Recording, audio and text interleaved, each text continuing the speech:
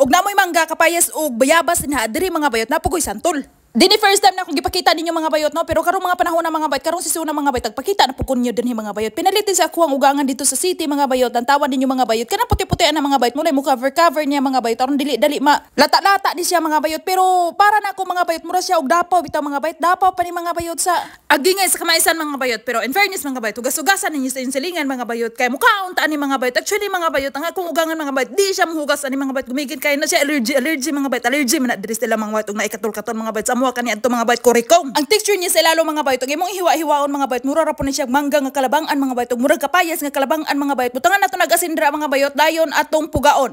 Yes mga bayot, mo produce po ni siya tubig-tubig o juice mga bayot. Sila diri mga bayot, nay daghang kabuhatan ani mga bayot. Pwede nila nim gamon og jam mga bayot, pwede po nilang gamon og juice mga bayot. Pero para sa insilingan mga bayot, kay gutom-gutom man ko mga bayot.